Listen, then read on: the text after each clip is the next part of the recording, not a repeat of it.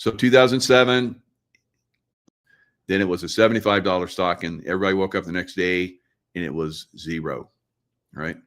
Zero. And that's 2008. So 2007, like 2008. So Michael Burry said, get out. This market is wanky. It's overvalued, all kind of crazy stuff. 26 into 27 as the all-time unbelievable blowout of lots of assets, except for silver, right? Except for silver. All right, I got a few more, and then Hindenburg. So Hindenburg omens, very similar. You remember the Hindenburg basically was that blimp that crashed and everybody burned up. So this is they have a Hindenburg omen. It's like it's a warning. So we could have told those people that got on the Hindenburg or on those flights for 9/11, that's not going to end well. I wouldn't get on that flight, right? So that's what we see with the stock market sometimes. So he's going to talk about how we have had, if you look back in time, these five numbers of Hindenburg omens, and we've just had, and then we had a big crash in 2020. Now we're seeing the same thing again. And I thought that we'd get at least 6 to 10 of these. Now, did I think we'd get 5 of them within a few weeks of each other? The answer is quite simply no, I probably didn't. And it's getting a little scary when you start to look at clusters. The answer is quite simply no, I probably didn't. And it's getting a little scary when you start to look at clusters. Because remember, the Hindenburg omen by itself, meh. But once you start to look at it and you get a lot of them, guys, well, things get a little bit changed. Because as you can see. So Michael Burry. Hello, everyone. It's Michael Jacob with Unleashing Intuition Secrets. So the market is, zigzagging back and forth. It's going to crash. We've been talking about that for a while. When it crashes, I think it's coming up. Now, is it weeks, months? I would say yes. Right? So weeks, months. I can't tell you the exact date, but it will crash. And what is the best investment? Of course, it is silver. All right, so silver has performed exceptionally well. Potentially, we'll get Santa Claus rally, and everybody be happy. They go out and spend because there's lots of money flowing, or maybe not, because I've seen Christmas as not being very happy this year. And I said that almost at the beginning of this year. So we'll see. We'll see if that prediction comes true. Will it be because of economics? Will it be because of some massive earth change event, which I think is highly possible too? Maybe a massive earth change event will cause the stock market to crash. Who knows if that does happen? All right. So more and more events are coming. For instance, we're having a weather pattern, a historic weather pattern. Now, you guys know that I've been saying that it's same thing again. I even did it before the beginning of the year. You know how a lot of people do predictions at the turn, like in January? I did it. I was like, I'm going to be ahead of the game. So it was last year. I think it was like November, December, something. Last year, I was predicting this year, right? So I said it would be a crazy early winter, and it would be significant, right? So let's look at some of the stuff that's coming out there right now. So the science eventually catches up with the psychic predictions, and when it does, it's time to share it. Pattern is about to get very intense and powerful, everybody. Matter of fact, this hasn't happened in over 50 years. As we go later into November, and especially past Thanksgiving and into December as well, all the way past Christmas, we're going to go through a sudden stratospheric warming event. Now, last time this has happened in November was 1968.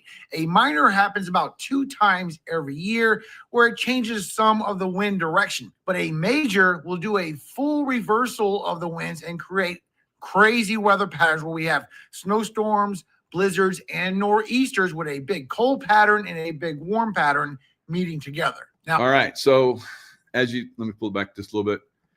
So as you see here, that warm cluster goes to where the polar vortex usually, spins, and it has a particular pattern. Now, I've been saying that we have basically the polar, we're having a polar shift, right? So we're having a wander of where the polar points are usually. So they've sped up. So the wander of this, it can happen over thousands of years, hundreds of years, tens of years, year long. Now it's almost on a daily basis that we're seeing the polar, spots where it normally is, they're wandering massively, very, very fast. So this is probably part of what's causing what's going to cause these massive blizzards we're going to see this year, and nor'easters for the Great Lakes and so forth, into all the way into the northeastern parts of United States. Blizzards and nor'easters with a big cold pattern and a big warm pattern meeting together. Now, a major happens about 6 times every 10 years, but one happening in November is very rare. Like I said, the last time was 1968. And it's all because of our polar vortex breakdown. So when we have a healthy polar vortex, it goes around, everything's just fine. But when you have an unstable polar vortex, you get these little fingers and vortices that come down, and this keeps swinging across, bringing storm after storm after storm. And eventually this cold air comes down with it as we go into Thanksgiving week and beyond, and bringing snowstorm after snowstorm. Now you can see this when you look way up into your tropopause. So as we go through next week. Okay, so we're going to see these storms like I talked about. We've already seen a polar vortex come all the way down into Florida, southern Florida. The iguana apocalypse, iguanas falling off the trees because it gets super cold, right? Then the sun comes out like it just did behind me. It was like snowing on the peaks. So there's still snow on the peaks. It's kind of melted off a little bit. I would show you, but tomorrow night is when we're supposed to start to get real serious snow, feet of snow. All right, so into Sunday. So at the high altitude, just a foot, all right? Just a foot. Right, so a couple feet, a foot, but we're going to see feet and feet, tens, hundreds of feet of snow here in Lake Tahoe and in some of the mountain areas, Colorado, the Rockies, and so forth. So we're going to see significant snowfall going all the way across. I don't know what's going to be down in the southern regions. They're probably going to get pretty cold down there. The polar vortex will probably dip pretty low, like it did. So when winter finally hits in a little over a month from now, then it will really, really, really kick in, right? So it's going to be interesting. The weather, guys. It's going to be interesting with the stock market. It's going to be interesting with all of this energy that's coming into Earth. I'm very surprised we haven't seen a significant earthquake yet. Maybe the 3i Atlas craft is intervening. I don't know. They haven't called me up and said, "Hey, Mike, yeah, we're those earthquakes that you should have gotten. We're handling that." I'm like, "Cool, thanks. Can I pass that on?" No, don't pass that on yet. So no, they didn't tell me. So I have nothing to pass, right? But if they did have something to pass, I think they would let me pass it. All right. So, and they shared it with me. So that's why I like to just do my own remote views. That way no one can get all butt hurt and try to control me, right? Like the CIA used to do. All right. So I'm a free agent now, right? I'm a free soul, right? How many of you guys are free souls? PSA agents for exemplary service during the shutdown, right? I don't know, but that lady right there doesn't look like she's all that happy, right? What? You're getting a $10,000 check and you're like, do I have a smile ear to ear? What's up with you? All right. Some people, I don't know. So Secretary shook each of the recipients' hands as she passed out envelopes containing $10,000 bonuses. Because we know that a lot of the lefties didn't show up to work. And so the ones that did show up for work and helped keep the show running are going to get bonuses. So those lefties are be like, maybe I shouldn't be a lefty anymore. Yeah, maybe it'll work for some of them. I think most of them are NPCs anyway, so it won't matter. President Donald Trump recommended a $10,000 bonus for air traffic controllers who worked during the shutdown as well. So, and when asked by Fox News' Laura Ingraham about where that money would come from, Trump answered, "I don't know. I'll get it from someplace." All right. Well, that's good to know. Can you get Tina Peters freed while you're at that? Okay. So now with the Tina Peters thing, we have one woman. Well, we know the deep state, who's very powerful, wants to have a notch in their belt, and they want her to die in prison. All right. That will be, and I think that could backfire on them. I think that could severely backfire on them.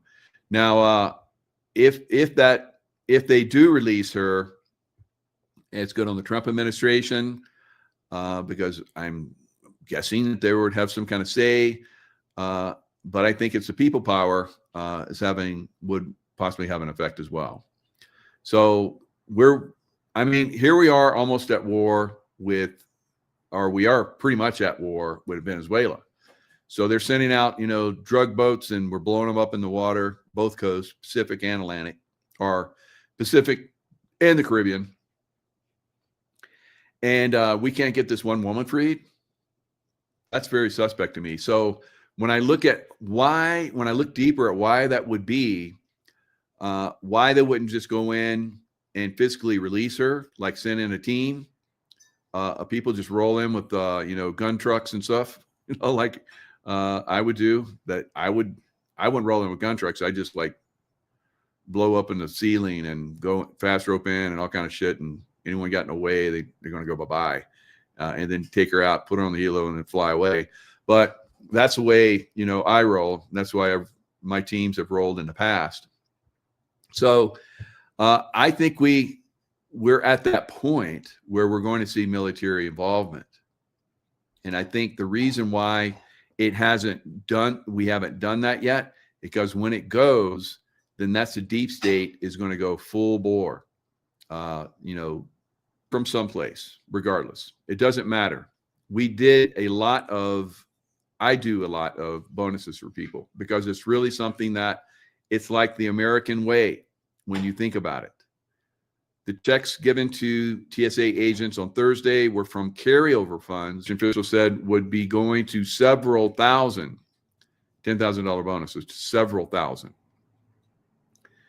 All right, so this is at a time where really the federal government shutdown is a harbinger of, a lot of things that are not going to do so well. Now, we have heard that the Trump administration has gotten a lot of the gold back, right, from the Vatican and from a lot of other places where it was hidden.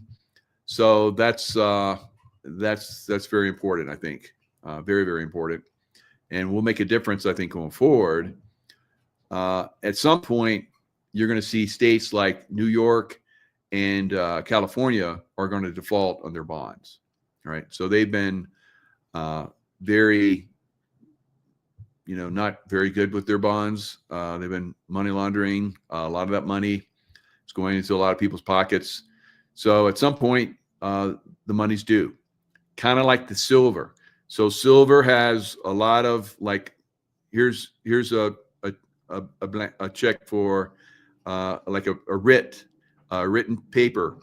We will give you this amount of silver if you give us this much amount of money, and when you want it, we'll give it to you, or you can sell it, or we can buy it back from you. However, and mostly it's sold, and it's back and forth, back and forth, back and forth, back and forth. For every one of those where we have paper silver, there's probably 1,000 of those to 1 ounce of gold, right? So 1 to 1,000. So you guys know that that system's collapsing. When it collapses, the silver has to meet that demand, and if it's not there, then silver price explodes like it is doing, right? So we're going to see that really, really take off. And then the places where they don't have any money, like in California, New York, and they beg for the federal government to give them money or help them. We'll see how that works out. All right. They've effed around quite a bit in those 2 states, and we're going to see what happens. All right. And probably other states as well. All right, guys. That's all I got for today. Remember, so for when you buy the silver, or eventually when you buy gold, whatever, you're charged up front percentage-wise. And then when you sell year, 2, 3 years later, where it's like, 5, 10x, whatever, you're not paying for silver that's gone up that much. You've already paid in the front, right? And then there's a fee for having it in storage, just like you would if you had your clothes and your personal belongings and your furniture in a storage shed somewhere. There is storage fees, which are very, very minimal. All right. So that's what you're seeing with Dr. Kirk Elliott. It's safe. It's clothes and your personal belongings and your furniture in a storage shed somewhere. There is storage fees, which are very, very minimal. All right. So that's what you're seeing with Dr. Kirk Elliott. It's safe. It's funded. It's insured by Lloyd's of London.